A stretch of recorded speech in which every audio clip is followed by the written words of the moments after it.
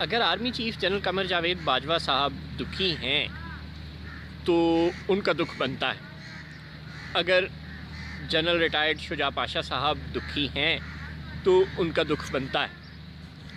اگر جنرل فیض حمید صاحب دکھی ہیں تو ان کا دکھ واجب ہے. اگر chief justice retired Saqib Nisar دکھی ہیں تو ان کا دکھ واجب ہے.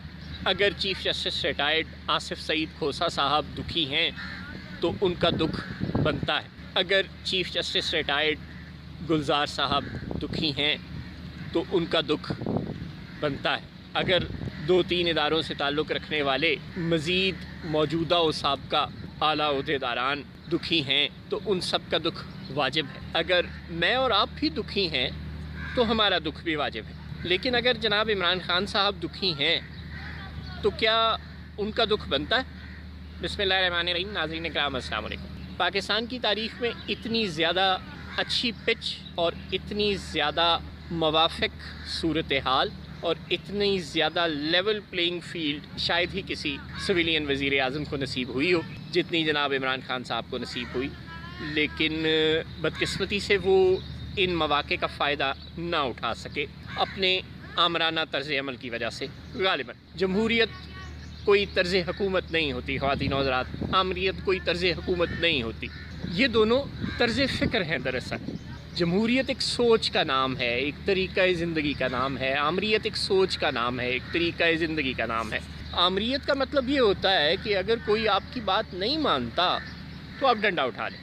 جمہوریت کا مطلب یہ ہوتا ہے کہ اگر کوئی آپ کی بات نہیں مانتا تو آپ چل کر اس کے دروازے پر چلے جائیں اور اس سے پوچھیں جناب حکم کریں ہم اس مسئلے کو کیسے حل کر سکتے ہیں, میں آپ کو کیسے منا سکتا ہوں. اگر کوئی چینی آٹا مہنگا کرے یا آپ کی حکومت کے خلاف خط لکھے تو آپ چینی اور آٹا مہنگا کرنے والوں سے مذاکرات کریں, ان کے مسائل پوچھیں. گنا اگانے والوں سے لے کر چینی کے کارخانے چلانے والوں تک اور چینی کو امپورٹ کرنے والوں اور ایکسپورٹ کرنے والوں تک, اور گندم اگانے والوں سے لے کر آٹا بنانے والوں تک اور آٹا بیچنے والوں تک, اور خط لکھنے والوں سے لے کر خط وصول کرنے والوں تک, اور خط میں جن جن کا نام آیا ہو ان سب تک سب سے بات چیت کریں اور بیٹھ کر مسائل کو حل کریں محبت کے ساتھ, پیار کے ساتھ, خلوص کے ساتھ. جب ہم بات کر سکتے ہیں کہ ہم نے اس ملک کو ریاست مدینہ بنانا ہے تو پھر ریاست مدینہ کے والی نے تو فتح مکہ کے موقع پر کیا کیا تھا اور ہجرت مدینہ کے وقت کیا کیا تھا یہ ہم اور آپ سب جانتے ہیں. یہودی ہوں یا کفار مکہ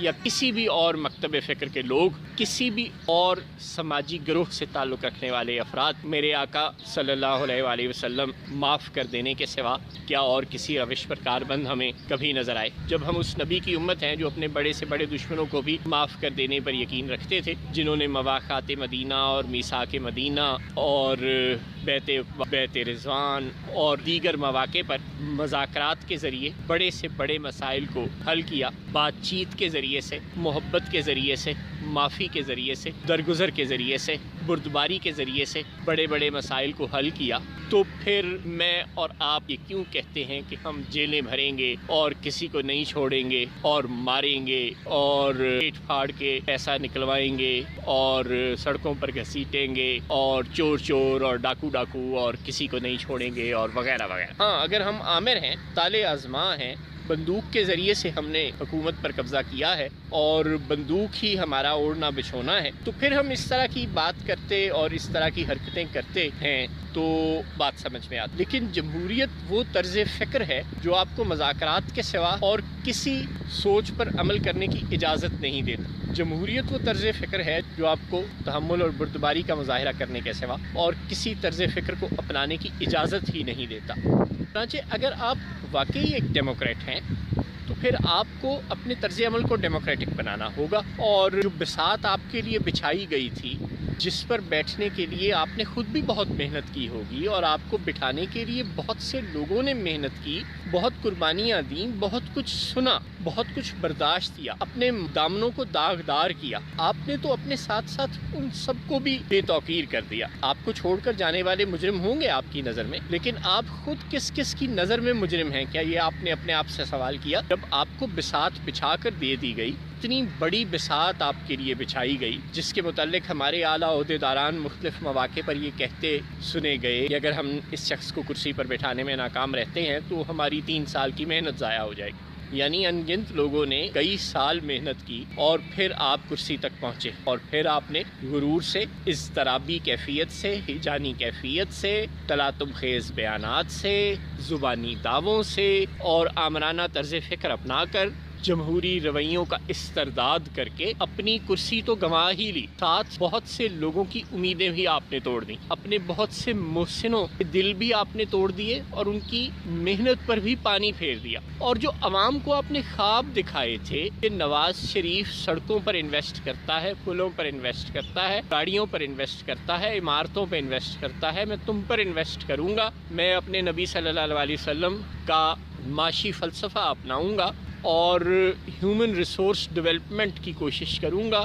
اور عوام پر براہ راست سرمایہ کاری کروں گا، میں سڑکوں نالیوں پلوں پر سرمایہ کاری نہیں کروں گا اور اس کے نتیجے میں ملک کی معیشت بہتر ہوگی. کیا ایسا ہو سکا؟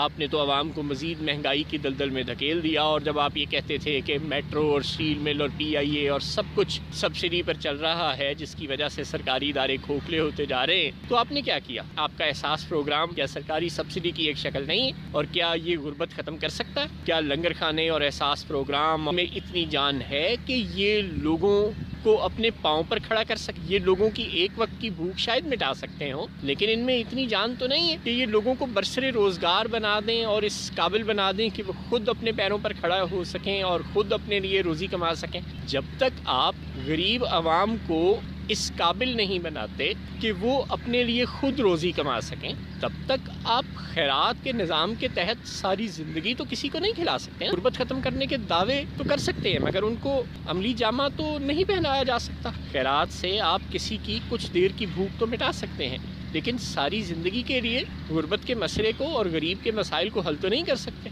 غربت اور غریب کے مسائل مستقل طور پر تو صرف ایک ہی صورت میں حل ہو سکتے ہیں کہ وہ غریب اپنے پیروں پر خود کھڑا ہو جائے، وہ کمانے کے خود قابل ہو جائے. اور آپ کی حکومت نے ایسے کون سے اقدامات کیے کہ ملک میں نئے بزنسز اسٹیبلش ہونا شروع ہو جائیں؟ کنسٹرکشن انڈسٹری کے لیے جو آپ کے پیکیجز تھے یا اور جو بھی آپ کے پروگرامز تھے، اگر انہوں نے میچور ہونا بھی تھا اور اس قابل ہونا بھی تھا کہ وہ کل کو اس ملک میں جاب کریشن کر سکتے، لوگوں کو روزگار کمانے کے مواقع فراہم کرتے اور ملک سے غربت کے خاتمے میں کوئی رول پلے کرتے، تو اس کے لیے ضروری تھا کہ آپ اپنے عہدے پر تو برقرار رہتے اور یہ کوشش کرتے کہ آپ اپنی پالیسیز کو میچور ہونے تک پروٹیکٹ کریں، یہ انشور کریں کہ آپ کی پالیسیز کا عوام کو فائدہ ملنا شروع ہو جائے. لیکن آپ تو اپنی پالیسیز کے میچور ہونے سے پہلے ہی کرسی سے چلے گئے اپنی ضد اور ہٹ دھرمی کی وجہ سے. اب نئی حکومتیں آئیں گی، وہ اپنی پالیسیز لے کر آئیں گی اور ملک ایک دفعہ پھر ایک نئی ٹرک کی بتی کے پیچھے لگ جائے گا. عوام کو کیا ملا؟ ان سب لوگوں کو کیا ملا جنہوں نے کسی بھی طرح سے آپ کو لانے کی کوشش، بھلے غیر آئینی اور غیر جمہوری ہتھ کنڈے اختیار کر کے یا آپ کو ووٹ دے کر؟ کسی کے ہاتھ میں کچھ نہیں آیا. آپ کا غرور، آپ کا تکبر، آپ کی انا، آپ کی ضد، آپ کی ہٹ دھرمی، آپ کی تحمل اور بردباری سے آری فطرت آپ کی اپنی سب سے بڑی دشمن بن گئی. السلام علیکم.